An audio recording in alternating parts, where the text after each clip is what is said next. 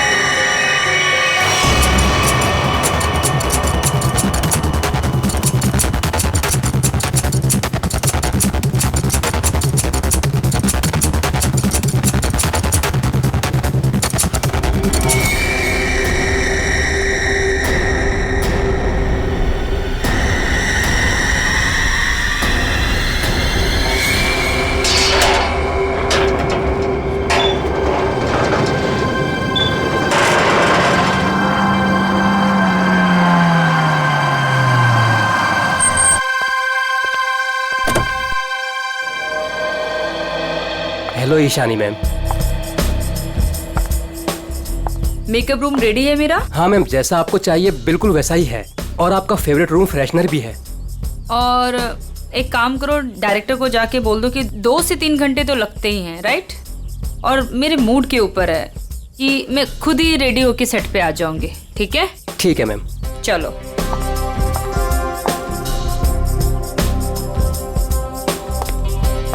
Sir Ishani madam आ गए हैं। आ गई। बीबू जी देख, महारानी के तैयार होते ही आज का पूरा शॉट उसको अच्छे से समझा देना। जी सर। ठीक है, मैं उसके नखरे नहीं झेल सकता। Yes sir. सर अगर उसने मुझे थप्पड़ मार दिया तो खा लेना एक थप्पड़। स्पॉट सुन, ईशानी मैम का जूस और लो कैलोरी दही जल्दी से लाना, नहीं तो वो शूट कैंसिल कर देगी। सुनो, क्या मतलब है ये सब का? तुम लोग इधर उधर भाग रहे हो जैसे कि पता नहीं कोई शेरनी आ गई है। जाओ जल्दी से जाकर ईशानी को रेडी करवाओ। अब भी मैं डायरेक्शन टीम को बोल के आती हूँ।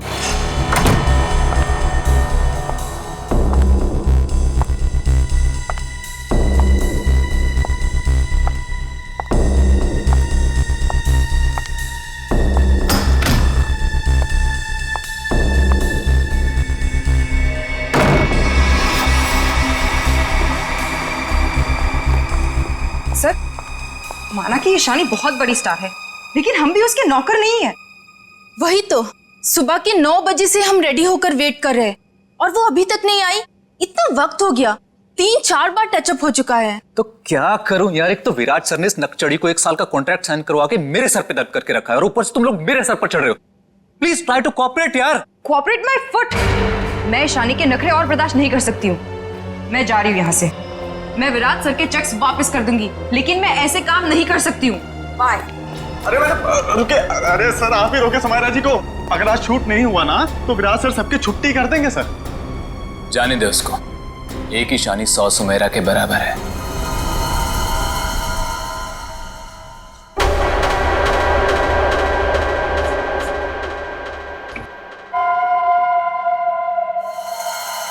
बीबू बहुत देर होगी, देखना कहां पर है, बुला उसको।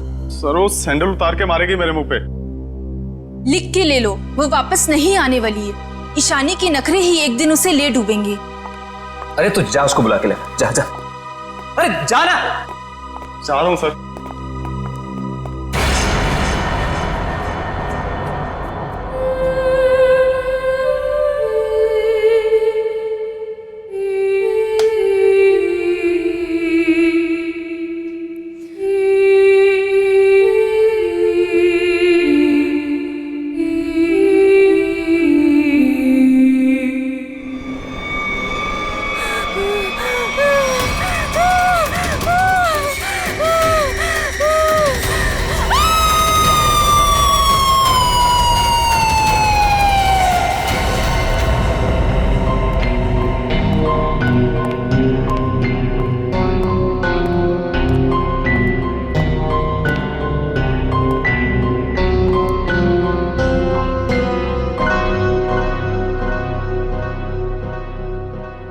मैम मैम आप रेडी हैं तो मैं अंदर आ जाऊं? मैडम भाग जा यहाँ से, वरना तेरा पैर तोड़ दूंगी।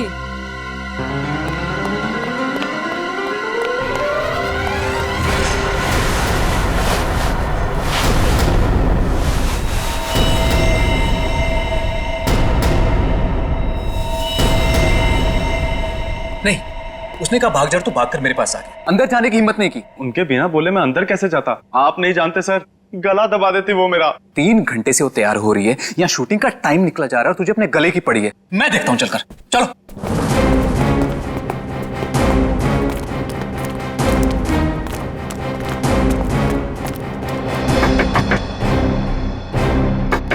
ईशानी। सर प्लीज, मैम गुस्से में लगती है, शूट छोड़कर चली जाएंगी।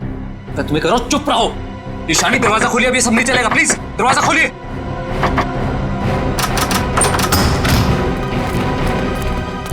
अरे मैम ये हेड क्यों पहनी आपने? ये तो ब्रीफिंग में है ही नहीं। मैम ऐसे बैठे क्यों हैं? क्या अकड़ है इस औरत के अंदर। ईशानी जवाब दो, हमारी तरफ देखो। ईशानी, ईशानी।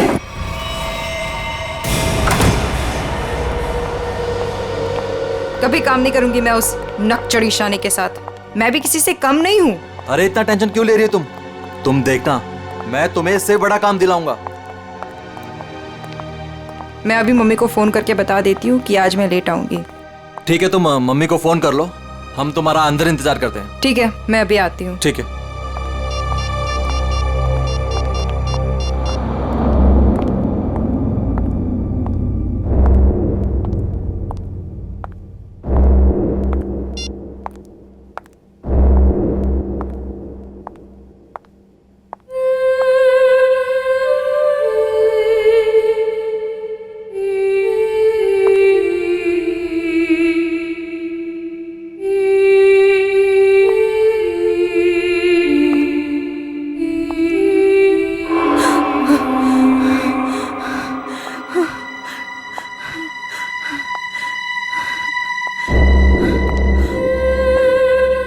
कौन है? सामने आओ। ये हैट, ये यहाँ कैसे?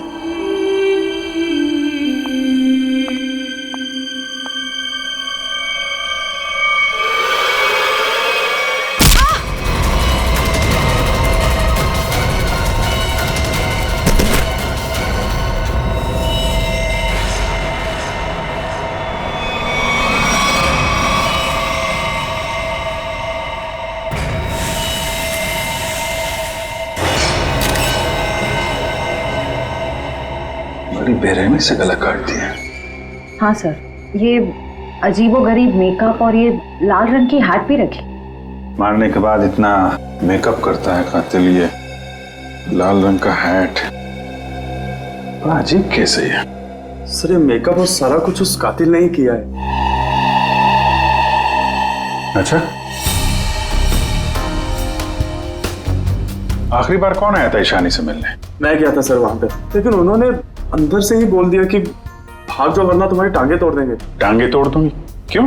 सर एक्चुअली ईशानी अपनी मर्जी की मालकिन थी और वो अपनी मर्जी से ही शूटिंग पर आती थी। अगर गलती से भी उसको किसी ने कुछ बोल दिया तो कभी भी शूटिंग छोड़कर चली जाती थी। सर इसका मतलब काफी लोग होंगे जो ईशानी को नापसंद करते होंगे। ईशानी, क्या हो गया ईशानी को?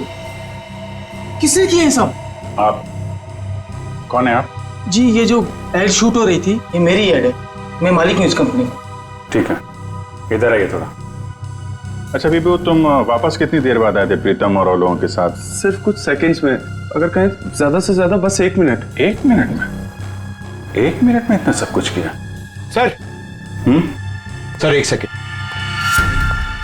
यहाँ पे एक फिंगरप्रिंट मिला है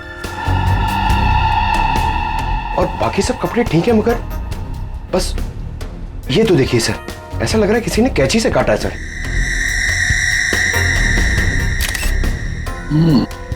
और सर यहाँ पे खून मिला है सर। कातिल पहले से ही कमरे में मौजूद था। सर हो सकता है बिहू ने जो आवाज सुनी वो ईशानी की हो ही ना। हो सकता है। क्या ईशानी से मिलने कोई आया था क्या? नहीं सर, और किसी को आते जाते नहीं देखा। सर कहीं ऐसा तो नहीं कि खूनी ईशानी के कमरे में पहले से ही छुपा हुआ था? एक्चुअली यही हुआ है। आदमी पहले से छुपा हुआ था, फिर वो खून करता है बेरहमी से, फिर इतना सारा मेकअप लगाता है, चेयर पे बैठाता है और लाल रंग की हैट पहनाता है। सब करने में टाइम तो गया ही होगा।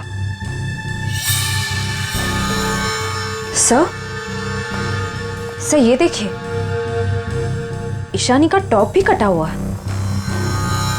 इसे भी काटा गया है, उधर भी कपड़े कटे हैं, इसका टॉप कटा है। लगता है ये जानबूझ के किया गया है।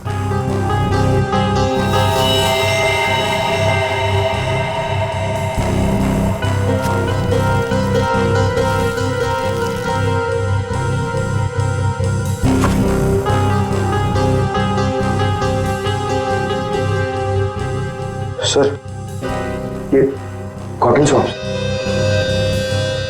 लगता है मेकअप करने में इस्तेमाल किया गया है।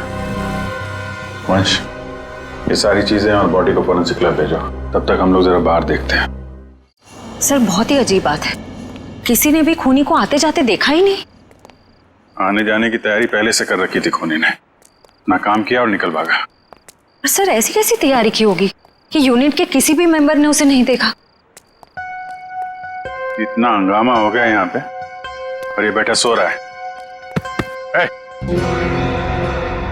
जी साहब। यहाँ से किसी को आते जाते देखा तुमने? साहब मैं तो अभी 5 मिनट पहले ही आया हूँ। 5 मिनट पहले? ये शूटिंग का टेम्पो है ना? हाँ साहब, ये शूटिंग का ही टेम्पो है। तो ये टेम्पो अभी बाहर कब गया था? साहब यही कोई 1:30-2 बजे के आसपास। 1:30-2 बजे? सर उसी दौरान तो ईशानी का खून हुआ था। जब टेम्पो बाहर गया था तुम्हारे साथ कोई और भी था? नहीं। अच्छा, पीछे कोई बैठ कर गया था, तुमने किसी को आसपास देखा? मैडम पीछे तो सामान रहता है, अब पीछे कोई बैठा हो तो मैंने नहीं देखा। इससे अच्छा तरीका और क्या हो सकता है खूनी के यहाँ से निकलने का?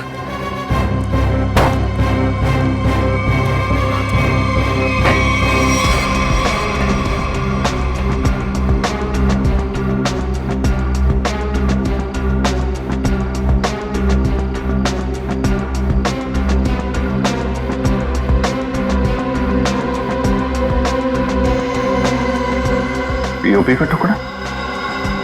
ये यहाँ क्या कर रहा है? शूटिंग में तो कहीं भी धूल मिट्टी थी नहीं। ये मिट्टी का टुकड़ा कहाँ से आया? साहब इसमें तो प्रॉपर्टी का सामान रहता है। प्रॉपर्टी के सामान और उसमें पीओपी का टुकड़ा, मतलब कोई और था यहाँ पे।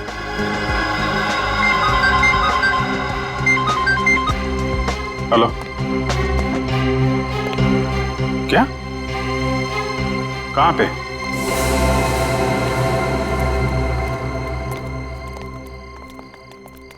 आपने फोन किया था? जी सर, मैं मानिक हूँ, इस दुकान का मालिक। ये मेरे वॉचमैन ने फोन किया था आपको। ये देखिए ना सर, यहाँ लाश है। दुकान खोलो जा। जी सर। तुम यहीं रुको। जी साहब।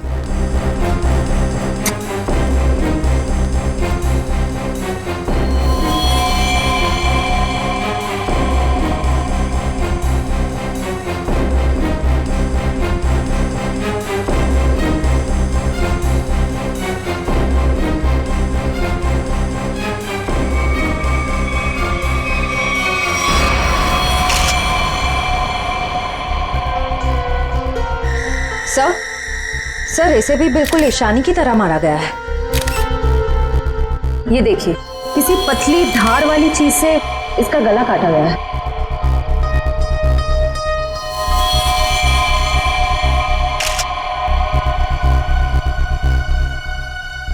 सर ये देखिए, इसका टॉप भी वैसे ही काटा गया है। इसका मेकअप निकालो, देखो कौन है ये। Yes sir. ये लाश दुकान में आई कैसे? सर मुझे नहीं मालूम। दुकान तो बंद थी ना, आपने ताला खोला है, तो ये क्या लाश अपने आप आ गई यहाँ पे? सर मैं क्या बताऊं, ये सब कैसे हुआ? ये लाल टोपी और इसके कपड़े भी मेरी दुकान की नहीं है और मैं इस लड़की को तो पहली बार देख रहा हूँ। सर मेकअप निकल गया। ये तो समायरा है ना? इसकी भी मॉडलिंग वाली फोटो हमने देखी थी वहां पे। हाँ सर। ये दुकान की चाबी आपके अलावा किसके पास रहती है? मेरी पत्नी सोनाली के पास, लेकिन वो तो पटना गई हुई है। अच्छा,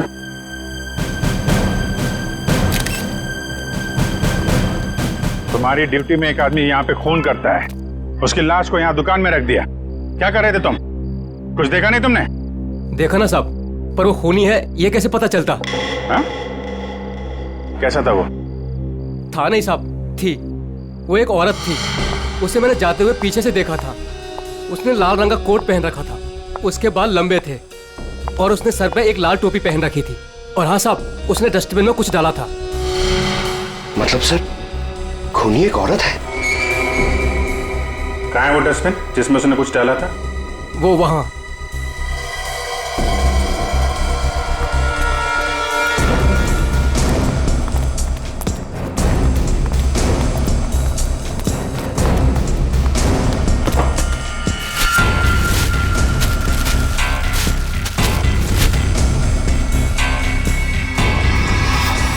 तो ये तो फिशिंग का सामान है, मछली पकड़ने का कांटा वाटा।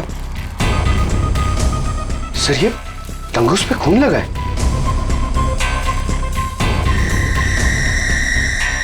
ओह, लगता है इसी का इस्तेमाल किया गया है खून करने में।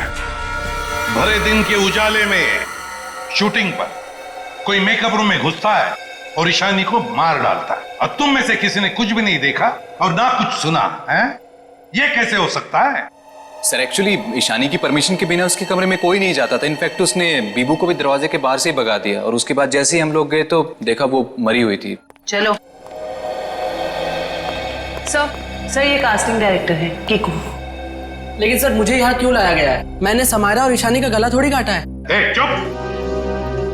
तुम ही वो कास्टिंग डायरेक्टर हो ना जो ईशानी और समायरा को जानते हो उनके मॉडलिंग की शुरुआत के दिनों से? जी सर। और विराज की शूटिंग पर तुमने ही भेजा था ना उन दोनों? हाँ सर। मतलब तुम अच्छी तरह से जानते थे कि वो कब और कहां मिलेंगी? देखिए सर, गलती हो गई, अब मैं किसी को कहीं नहीं भेजूंगा। दरअसल 5 साल पहले ही मैंने वो काम छोड़ दिया था। 5 साल पहले काम छोड़ चुके? कुछ लड़कियों ने मेरे खिलाफ केस कर दिया था, उस वजह से मेरा ऑफिस भी बंद हो गया। तो फिर कल तुमने ईशानी और समायरा को विराज के शूट पे कैसे भेजा? दरअसल दोस्ती दोस्ती में विराज के शूट पर उनको भेज दिया था सर, लेकिन इन सब से मेरा कोई लेना देना नहीं है सर। फिलहाल तो हम मान लेते कि तुम्हें कुछ नहीं मालूम, तुमने कुछ नहीं किया। लेकिन एक बात याद रखो, अगर जरूरत पड़ी तो तुम लोगों को हम फिर से बुला लेंगे। जा सकते हो तुम।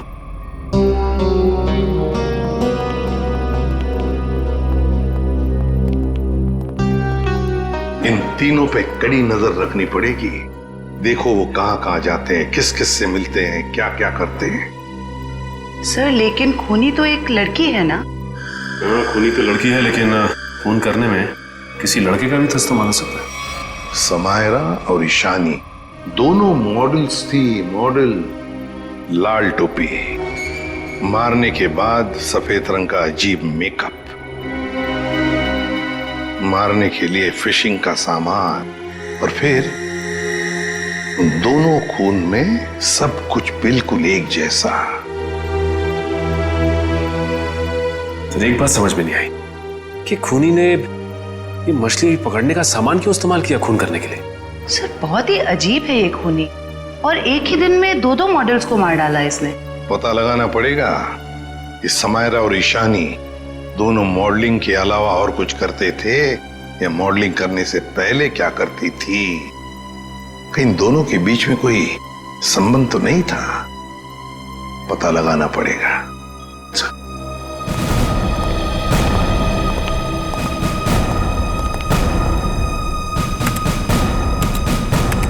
सर 2009 में समायरा और ईशानी ब्यूटी रिबन नाम की मॉडलिंग एजेंसी में काम करते थे, जिसका मालिक ये कीकू था।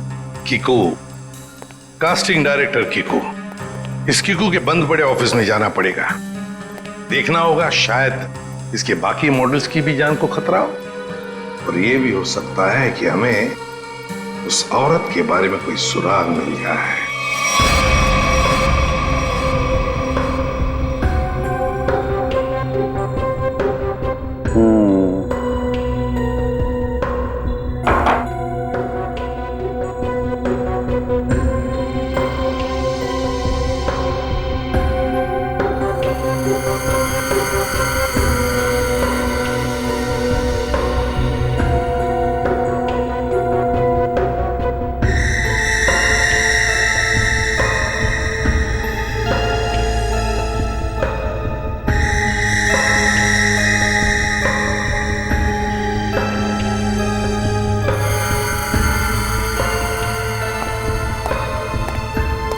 सर, हमारा शक बिल्कुल सही निकला। खून करने के लिए इस्तेमाल किया गया ये हथियार एक खास तरह का फिशिंग किट ही है।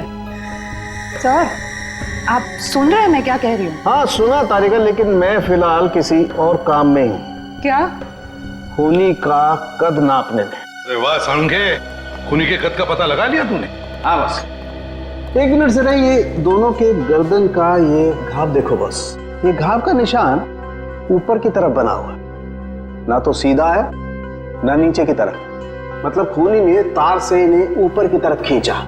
इसका मतलब साफ है, खूनी की ऊंचाई इन दोनों से ज्यादा थी। मतलब सर वो खूनी औरत इन दोनों से लंबी है? बिल्कुल पंकज, और लगभग 5 फीट 7 इंच थी। ये मेरी ट्रिग्नोमेट्रिक कैलकुलेशन मुझे बताती है, इंक्लूडिंग वो जो सैंडल उसने पहने हुए थे उनके। एक बार हाथ में आ जाए ना तो ऊंचाई भी नाप लेंगे। 5 फुट 7 इंच की लड़की जिसके लंबे और सीधे बाल हैं। और सर, या तो उसे फिशिंग करने का, मछली पकड़ने का शौक था, या तो फिर किसी खास मकसद से उसने ये सामान, ये फिशिंग किट का इस्तेमाल किया होगा। सालुंखे, लगता है इस मछली पकड़ने के तंगूर से, इस तार से इन दोनों के गले को काटा है। बिल्कुल बस। डॉक्टर साहब, जो प्लास्टर ऑफ पेरिस जैसी मिट्टी मिली थी हमें, उससे कुछ पता चला क्या? हाँ पता चला सचिन। बॉस, वो सामान मूर्ति बनाने के काम में आता है। मूर्ति बनाने का? बस टेस्ट चल रहे हैं, बाकी का भी पता चल जाएगा। तू कब बताएगा सालुंखे? बताऊंगा थोड़ी देर में, लेकिन एक खास बात और बताना चाहता हूँ। वो क्या है? बॉस ये देखो, ये है वो तार जिससे खूनी ने इनका गला काटा। खूनी जब इनका गला काटने की कोशिश कर रहा था, इन लोगों ने अपने बचाव में हाथापाई की होगी। उसी झड़प के दौरान खूनी का पलक का एक बाल मुझे इस तार पर से मिला है। तो मतलब तू अब इस बाल का डीएनए टेस्ट करेगा, है ना?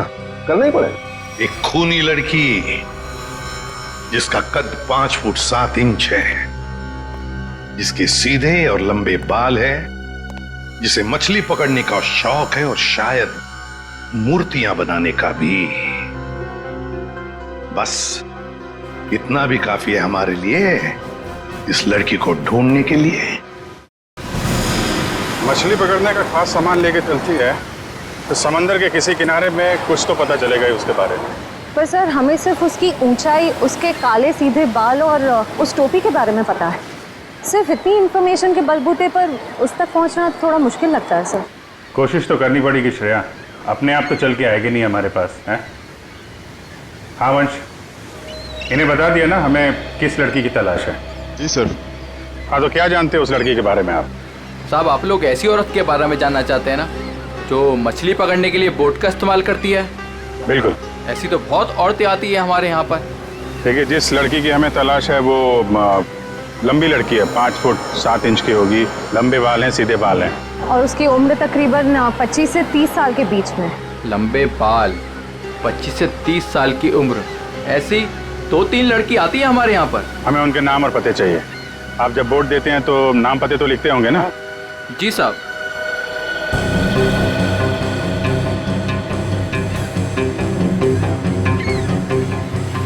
ये तीनों लड़कियां आती हैं 5-6 महीने से हमारे यहाँ पर अपने कुछ दोस्तों के साथ। केशा, एनी, शिखा। केशा, एनी और शिखा। मिलना पड़ेगा इन तीनों लड़कियों से। देखते हैं इनमें से कौन है वो लाल टोपी वाली लड़की। सर, कीकू जी ने टैक्स की चोरी की थी और कुछ लड़कियों के पेमेंट ना देने की वजह से इनकी शिकायत की थी, इसीलिए ऑफिस बंद हो गया। और इनका कोई क्रिमिनल रिकॉर्ड भी नहीं है सर। उसका खून हुआ है वो 2008 में किकुजी की एजेंसी से ही लॉन्च हुई थी, इसलिए ये अभी शक के घेरे में है। विराज, तुम ये बताओ कि तुमने तो किकुजी के साथ और उन मॉडल्स के साथ काम किया था, तो तुम्हें कभी लगा कि वो मॉडल्स किसी मुसीबत में है या फिर किकुजी के काम में कोई गड़बड़ है? मैं ईशानी और समायरा के साथ पहली बार काम कर रहा था, और जहाँ तक किकुजी की बात है तो पैसों के लेन देन में धांधली के अलावा इनमें दूसरी कोई कमी नहीं है। सर, इन तीनों मॉडल्स के कद, रंग और बाल खूनी से कुछ हद तक मिलते जुलते हैं। एक काम करो, इन सबसे पूछताछ करो कि मॉडलिंग के अलावा ये लोग क्या काम करते हैं, क्योंकि इंफॉर्मेशन ये है कि आजकल इनमें से कहीं मॉडलिंग नहीं करती।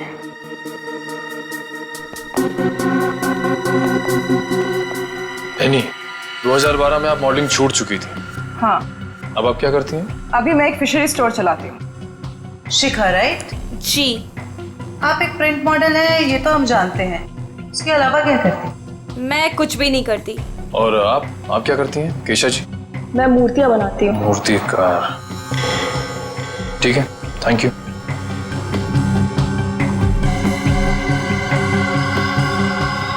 तो बिल्कुल खूनी की प्रोफाइल जैसा है। कंपनी का नाम रेड इंक।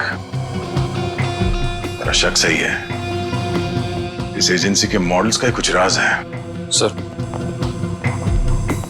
एनी, केशा और डॉली, उन तीनों के प्रोफाइल्स कुछ उन्हीं से मिलते जुलते हैं। सर, इनका संबंध मूर्तियां बनाने और फिशिंग से भी है। तो इनका प्रोफाइल पेशा दोनों शक के दायरे में है। एक काम करो, इन तीनों को ब्यूरो लेके चलो। सर, खूनी की लड़की ने जिस तरह के कपड़े पहने थे उस तरह के कपड़े आ गए सर। Very good. पंकज, इन तीनों के नंबर्स हैं ना हमारे पास? Yes sir. सेलफोन नंबर्स जरा ट्रेस करो, देखो जब उन दोनों लड़कियों के खून हुए तब ये तीनों कहां थी। Yes sir. जयवंती, सर। ले जाओ। जी, आप तीनों मेरे साथ आइए। कहाँ? अभी बताती हूँ, आओ।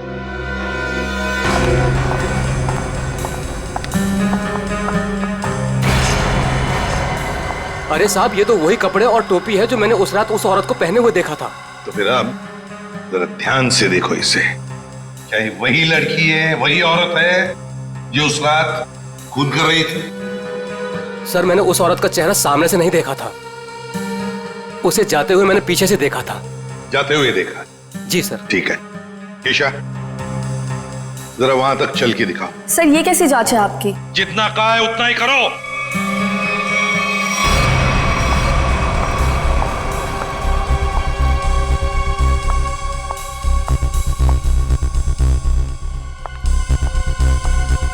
नहीं साहब। नहीं? ठीक है, आप आइए मेरे साथ।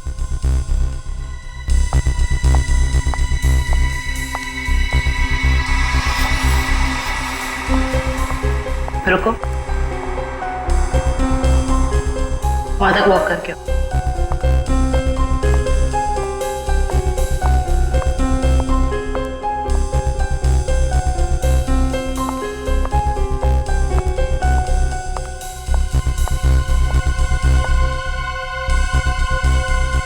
ये भी नहीं है सर। आइए।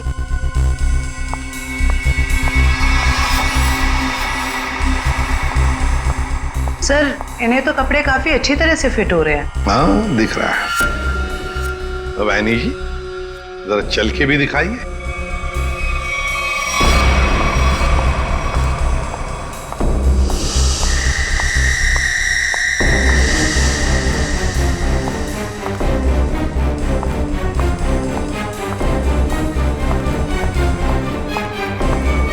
यही है सर, बिल्कुल यही है सर। क्या बक रहे हो?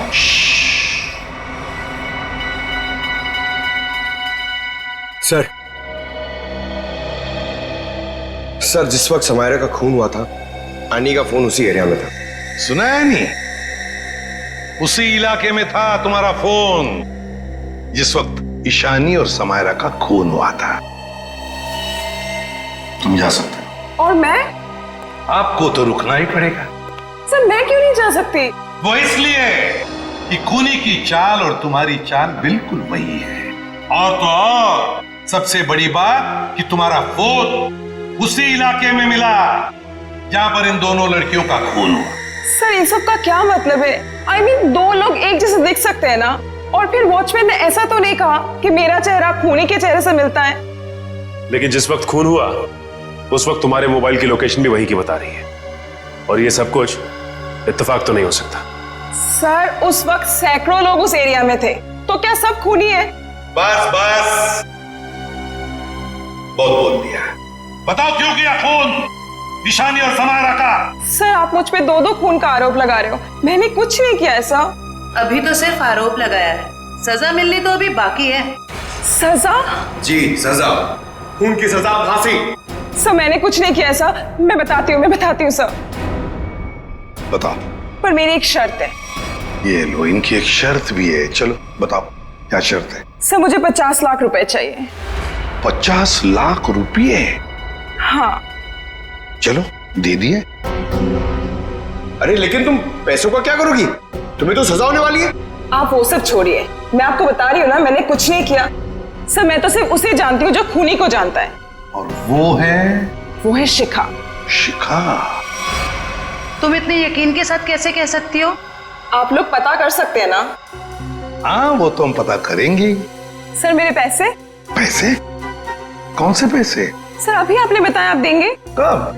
नहीं सर, मैंने तो कुछ नहीं सुना। कब कहा? सर ये सरासर धोखा है। नहीं यानी जी हम कभी धोखा नहीं करते। हाँ धोखा जरूर करते हैं जब कोई कानून के साथ खिलवाड़ करता है, तब कभी कभी सीआईडी वाले धोखा देते हैं। ले जाओ इसे। सीआईडी फिर से? अब क्या कर दिया मैंने? आपने क्या किया है क्या नहीं ये तो हम पता लगा लेंगे, लेकिन आप एक नंबर के झूठे हैं ये पता चल चुका है। क्या मतलब है आपका? आपने कहा आप समायरा को नहीं जानते? 2009 में समायरा ने आपकी कंपनी रेडिंग के लिए मॉडलिंग की थी, सच है? रेडिंग? इसे कैसे ढूंढ लिया आपने? हमें पता चल चुका है। 2009 के रेडिंग के फोटोशूट कैंपेन में ईशानी और समायरा दोनों ने मॉडलिंग की थी, है ना? मैम ये कंपनी मेरे नाम पे तो थी, लेकिन मैं इस कंपनी का मामूली सा छोटा सा पार्टनर था। आप इस कंपनी के असली मालिक से क्यों नहीं पूछते? असली मालिक कौन है? चैताली। आप उससे क्यों नहीं पूछते? चैताली? इस केस में पहली बार ये नाम आया। कहाँ रहती है वो? ये नहीं हो सकता, ये नहीं हो सकता। अगर सीआईडी को सच का पता चल गया तो बहुत बुरा हाल होगा मेरा।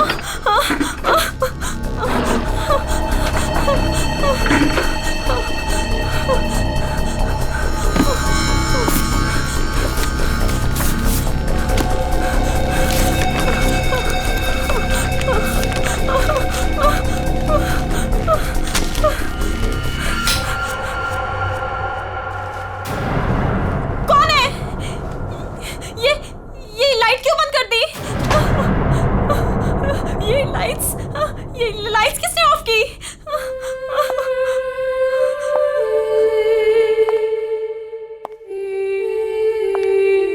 कौन है वहां?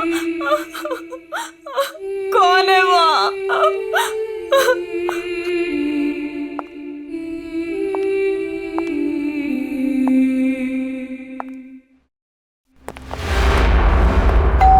ये शिखा सच्चाई बता क्यों नहीं देती? सर पहले कुछ सच बता देती तो किसी की जान ही बच सकती थी।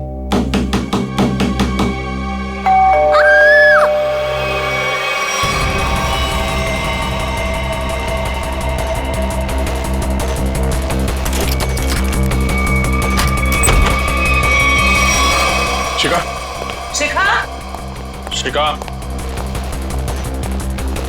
बचाओ!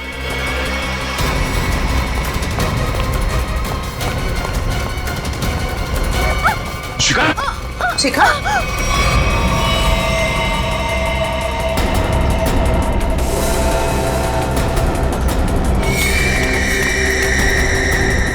नस कटी नहीं है। इशिता जल्दी एम्बुलेंस को बुलाओ, जल्दी। भाग गई, कोई बात नहीं, बच के जाएगी कहाँ? सर को जलाने की कोशिश भी की गई है। शिखा,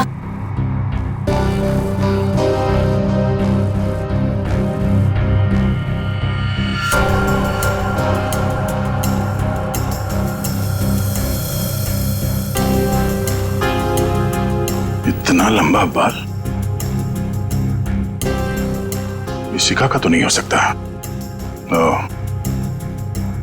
तो भागते भागते बाल छोड़ दी। देखते हैं कहां तक भागती है ये। आइए सर।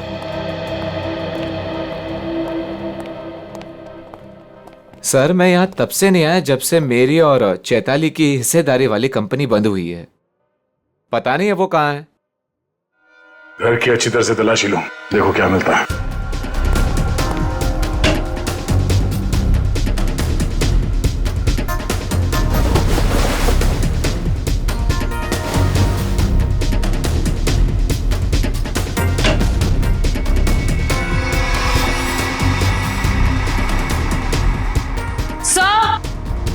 आ जाओ दी।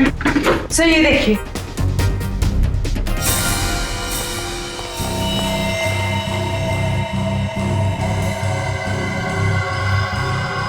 ये तो उस खूनी का पहना हुआ है। सर इस बंद पड़े घर में यहाँ कैसे आ गया? चल निकालो इसे बाहर।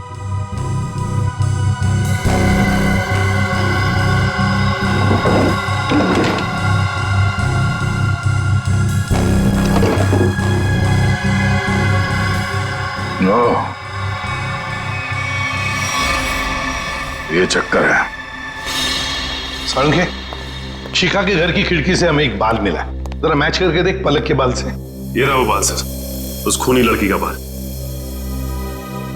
बॉस, ये बाल हमारे किसी काम का नहीं है, बेकार सबूत है।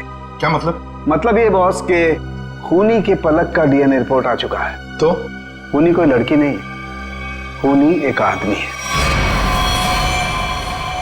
एक आदमी है जिसकी उम्र 40 से 45 साल। ये टोपी, लंबे बाल, सैंडल, ये सब धोखा है। तो मतलब खूनी कोई लड़की नहीं, बल्कि लड़की की भेष में आदमी है। ऐसा क्यों किया उसने? लड़की के भेष में क्यों? खून करने के और भी आसान तरीके थे उसके पास। लगता है ये खूनी कोई सरफिरा है। खूनी कोई सरफिरा नहीं, शैतान दिमाग का आदमी है ये, शैतान दिमाग का। सोच समझ के सब कुछ कर रहा है ये।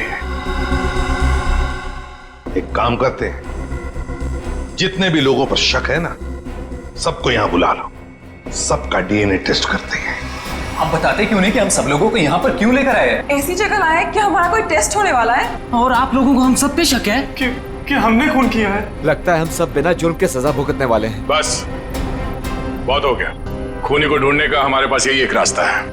और वैसे खूनी का बहुत ही खास सुराग मिला है हमें। डॉक्टर साहब बिल्कुल ठीक है। दरअसल क्या है, खूनी चाहे कितना भी होशियार हो, कितना भी चालबाज हो, कोई ना कोई क्लू हम लोगों के लिए छोड़ जाता है। और इस बार भी खूनी एक क्लू छोड़ गया है, और वो क्लू है पलक का एक बाल। देखिए, मैं ऑडिशंस लेता हूँ, लड़कियां सजती हैं, संवरती हैं, अपनी पलकों को भी सजाती हैं, तो इन सब से हमारा क्या लेना देना? तुम्हें बड़ा यकीन है कि खूनी एक लड़की ही है? सबको मालूम है कि लंबे बालों वाली लड़की सबको मारती फिर रही है, और आप। लेकिन हमें जांच तो पूरी करनी पड़ेगी ना। सर हमें करना क्या पड़ेगा सर? ज्यादा कुछ नहीं, आप में से हर किसी को अपने पलक का एक बाल देना होगा, और जिसका डीएनए हम उस खूनी के डीएनए से मैच करके देखेंगे। और वैसे भी जब आप लोगों ने कुछ किया ही नहीं है तो डरने की तो कोई बात ही नहीं है। जयवंती, देखिए आ जाओ। चलो जाओ।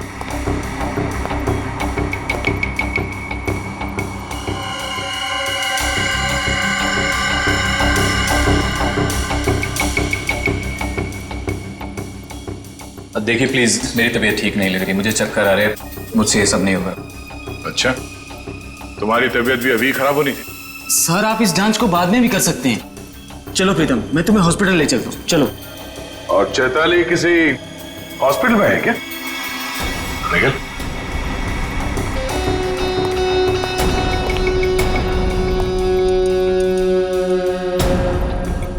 सही कह रहा हूं ना मैं?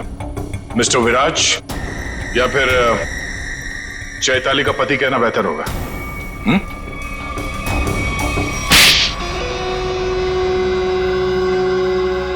चैताली कहाँ है बताओ।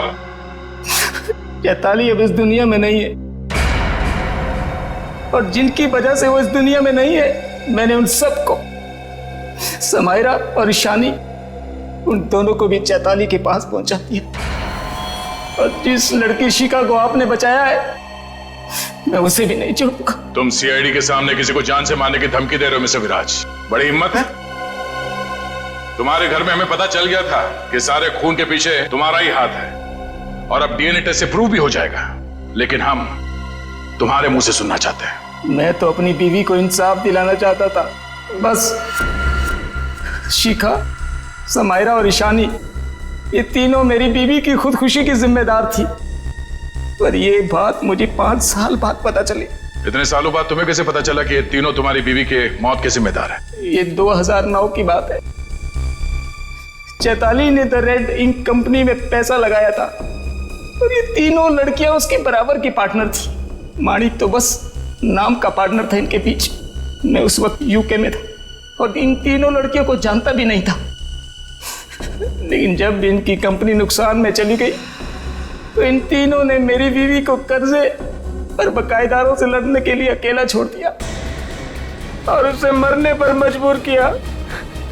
और जब तक मैं उसके पास पहुंचता, उसने फांसी लगाकर खुदकुशी कर ली।